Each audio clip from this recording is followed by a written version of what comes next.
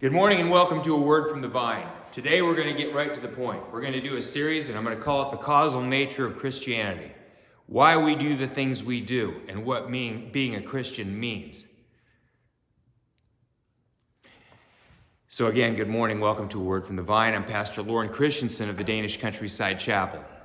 Today I want to address this topic that weighs heavily on all of us as we go about our lives. I'm talking about the challenge of recognizing and responding to evil in the world. And in your world, as in at home, not in Washington or Russia or China or anywhere else. In your home, in your town, in your church, with your friends, where you party. Period. You, me, us, our lives. No cop-outs. Modern logic tells us that we must be nice to everybody, even when they're engaged in acts of evil. Why? We are conditioned these days to acknowledge people and to make small talk with those who mean to do us harm. And I want to challenge that notion. The truth is, my friends, we often ignore our friends and relatives, and we worry about the approval of those who have no real significance in our lives, and many times that are out to actually hurt us.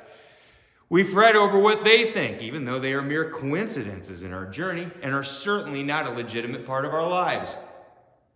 So I say to you, we do not have to acknowledge everyone that we meet on the street, good or bad. It is perfectly fine to be pleasant and professional. But we should not be cordial, especially to those who we know actively engage in evil. And you are also further not called to be everybody's best friend. And you are not called to have an opinion about everything. You may have an opinion about everything, and it's certainly your right as an American to have an opinion about anything you want. But it's also everybody else's right to not listen to anything that you say. And that's why we have to be careful with what comes out of our mouths. And we have to be very careful about who we associate ourselves with, whether you think they can help you or not. And my question maybe is, how are they going to help you? You know, just as Joshua was told to avoid and to stay away from all those perpetrating evil around them as they entered the land of Canaan, we too are called to distance ourselves from darkness. Don't associate with that sort of thing. If necessary, we should demand that people that are engaged in evil stay away from us. This is the calling of a Christian. We don't associate with people who do evil acts, regardless of what they call themselves. Another good example is Romans 12:9. Let love then be genuine. Abhor what is evil. Hold fast to what is good. It is time for Christians to rise up and demand that others start acting appropriately. For far too long, we've sat on a bench smiling as the world ran circles around us, doing whatever they wanted. And we allowed evil to flourish. But my friends, it is time to put that to an end. We must stop nodding in approval when people commit evil acts.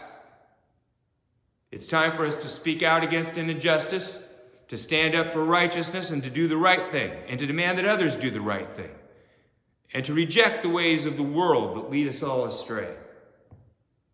And it is our responsibility. In some circles, Christians have become a group that frowns upon drinking. And that's true. I'm a recovering alcoholic. I get it. Actually, I'm amazed at normal people having a beer or a glass of wine because they can actually enjoy it. And they are normal. And I am abnormal. And my abnormality gives me no right or call to demand that they conform to my world. Negative. I will adjust to their world. Just because it makes sense. And because it's not their fault any more than maybe sometimes it's some of our faults that we find ourselves in the situations that we're in. Now, my alcoholism was my fault. But I think you know where I'm going with this. So I guess what the point is here is, why would you be a part of a group that frowns upon certain acts of evil, but is perfectly fine with others? We don't do those things, but these other things, well, what they don't know won't hurt them. Okay? Again, now you're underneath that rock again. That city of activity, it's called corruption. God knows all about it, and it's not okay. And that sin's just as bad as the other one.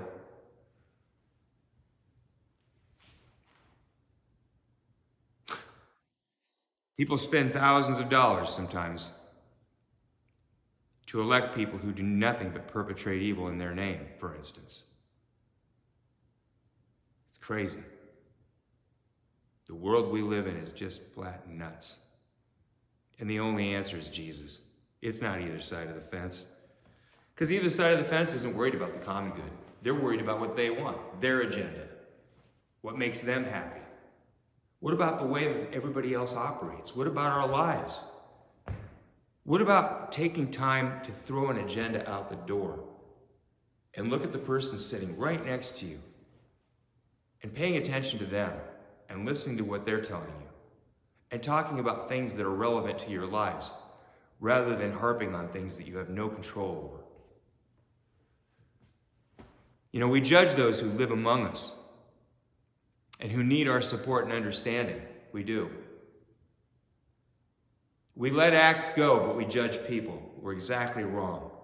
We should judge acts and not judge people. And while we're at it, going through all this, just to keep everybody happy, we elevate villains to positions of power and glory, who are in fact some of the lowest creatures among us. And this, my friends, is not the leader. This is not what Christ calls us to do. And so one final point as we open up this today. It is time for America to start holding people accountable for their actions. If individuals don't want to do their jobs, if they spread evil rumors and discontent, if they bring hatred into our communities, if they have any other agenda but the good of all, then they have no business being in our communities.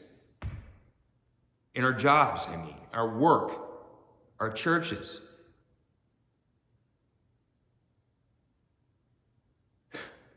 You know, excommunication is something that it seems like the Middle Ages, you know.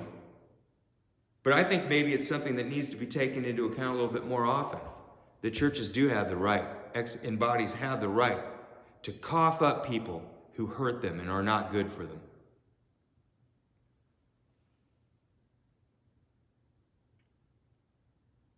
You know, and it's time for that matter when people come to work and cause problems and don't do their jobs. It's time to start firing people again, too. Let them file their lawsuits. A good portion of these people don't have the gumption to go hire a lawyer in the first place. And anyway, one would have to take their case. If a person wants to come to work, for instance, with a bad attitude and neglect their responsibilities, then fire them. And let the others in the office witness the consequences. It's time to put an end to this disregard for those who actually do what they're supposed to do in this country. When do they get a hand? When does somebody pay any attention to the people that go to work and get up early and pay their bills and dress properly and care about other people and drive their cars down the street like they should and clean and mow their yards? What about the people that do everything that they're supposed to do while everybody else runs all over them making demands? I'm standing up for them. And I'm asking them all to come back to church, whatever church that might be. We need to stick together. Let these rabbles have their causes. We need to stand for the Lord, from whom all good things come. May the grace of God guide us. And may we find strength to live with discernment in a world filled with evil. Until next time, my friends, stay strong and stay faithful. God bless you all. It won't be quite as heavy next time.